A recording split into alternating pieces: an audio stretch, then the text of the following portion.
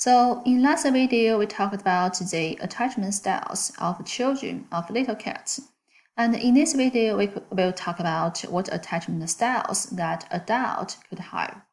So this model is called Bartholomew model, and this model proposed the 4 attachment styles that adults could have. And first, this model proposed 2 dimensions. And depending on where you stand on these 2 dimensions, we may have 4 attachment styles for adults. So let's talk about these 2 dimensions first. The first dimension is thoughts of ourselves. So some people think positive about themselves. So they are pretty self-confident and they feel very good about themselves. But there are some also other people that they think relatively negative about themselves. So they're not quite self-sufficient or self-confident. Instead, they think low about themselves. They do not have lots of confidence. So they are holding a relatively negative view about themselves. Second dimension, thoughts of other people. Still, we could have positive, generally speaking, we could have a positive thought about other people. So we have trust over other people. We tend to rely on them, count on them because we think positive about them.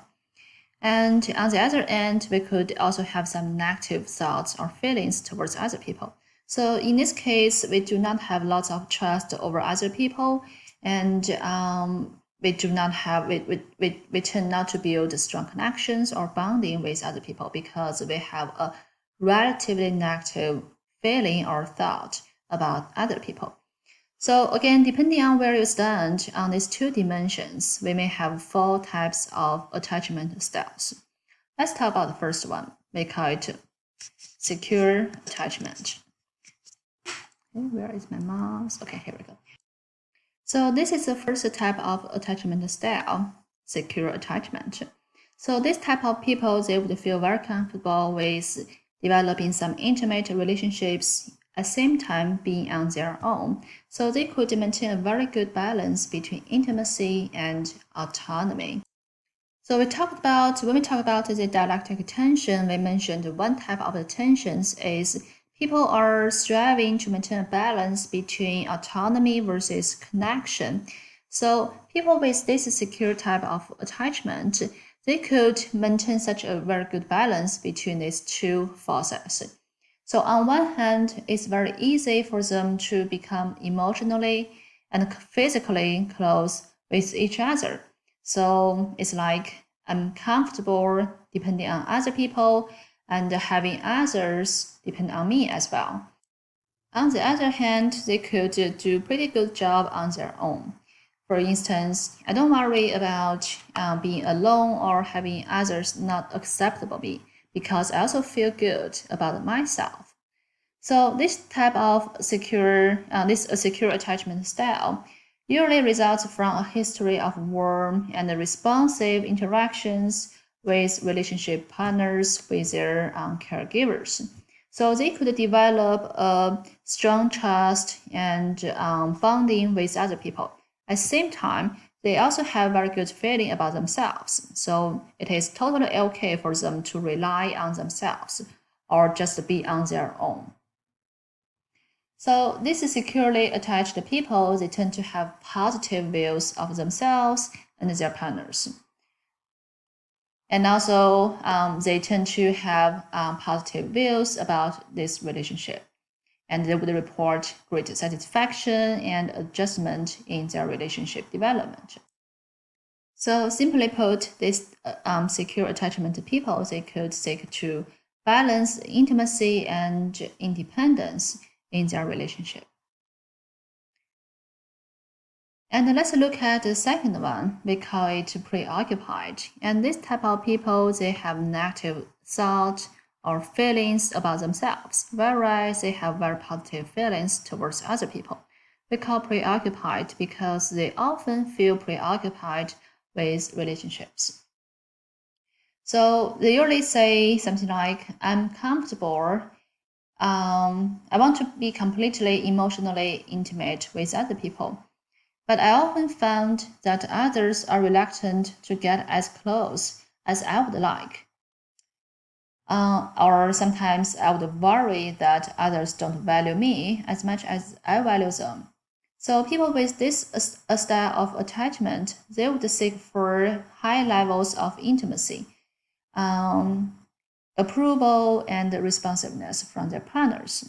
And sometimes they would value intimacy to such an extent that they become overly dependent on their partners because they have a negative feeling about themselves. So they have this habit of relying on other people, of counting on other people. We call it preoccupied. Third one, dismissive. So dismissive people, they have a positive feeling about themselves. They always believe that they are best in the world. At the same time, they have a negative feeling towards others. So they don't have trust or intimate feelings or connections with other people. So this type of people, they often say, I'm comfortable without close emotional relationships, and it's very important for me to feel independent and self-sufficient. So they would think that they are quite self-sufficient and invulnerable to feelings associated with being closely attached to others. So they often deny they need close relationships. They often claim that I can be on myself and I'm quite self-sufficient. I don't need any close relationships. And they tend to think that the relationships are not important. So they seek less intimacy with relationship partners. They are on their own, super independent. That is dismissive.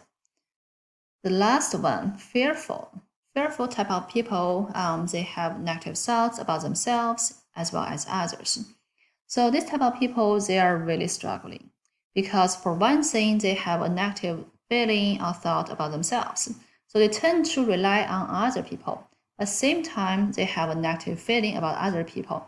So they would feel fear being rejected by other people because they don't have enough trust or connections with other people. So this type of people, they often have this kind of feeling. I'm somewhat uncomfortable getting close to others, but I want to emotionally get close relationships. But I found it very difficult to trust others completely or depend on them. And sometimes I would worry that I'll be hurt if I allow myself to be too close with other people. So this type of people, this fearful type of people, they would have this mixed feeling about close relationships. So on one hand, they desire to have emotionally close relationships, but on the other hand, they tend to feel uncomfortable with emotional closeness. So this mix of feelings often include, the anxiety, the fear feelings, and this kind of very negative feelings. So they would seek less intimacy from their partners and frequently suppress and deny their true feelings. So this is the last type of attachment style, fearful. So next I prepared 4 video clips from my favorite cartoon show, the South Park. So take a look of these 4 video clips, and I believe each of them represents one attachment styles. So I have Chef, I have Butters, Carmen, and Gaskets. So take a look of these 4 video clips, and can you identify which video clip or which character represents which attachment styles?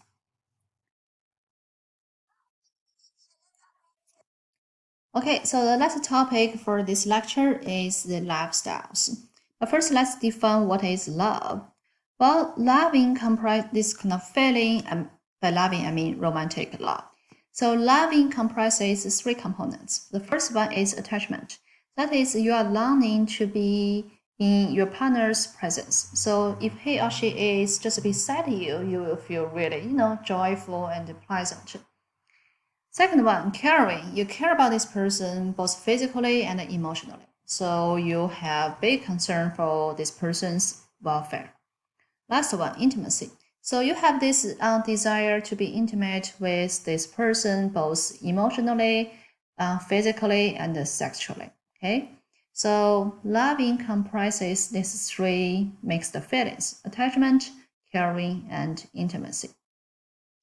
So next, I'm gonna give you guys, show you guys the 6 love styles. But before that, I'm gonna give you guys a self-assessment. So take a few minutes, go through this survey I attached in the Canvas file, and put your the numbers to show the agreement and the disagreement, and then calculate the score. So pause here, please do this survey, give you yourself assessment about what type of love you may have or you already have. So this is how we calculate your primary love style. So we can see that in this questionnaire, we have 30 items in total, and we could put these 30 items into 6 groups. So item 1 to 5 are measuring your love attitude towards this. Are measuring your attitudes towards the first love style, Eros. So add the number you have from item 1 all the way to item 5. Say the total score you get for these 5 items is 20. And do the same thing for the second group. Item 6 to item 10, item 11 to 15 is the third group, item 16 to 20 is the fourth group, fifth group, and sixth group. So which group you got the highest score, that represents your primary love attitude. And probably you may have 2 highest scores, and that 2 represent your primary love style.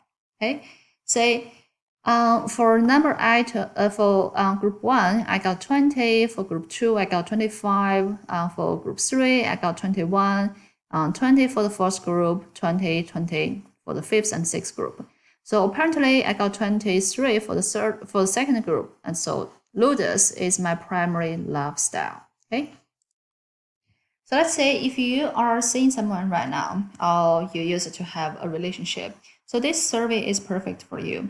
But so far you haven't dated with anyone, you could think about what kind of love you are longing for in the future. And this will measure your primary love attitude. So take a few minutes and do this survey, and in next video, we're going to talk about these 6 types of love styles.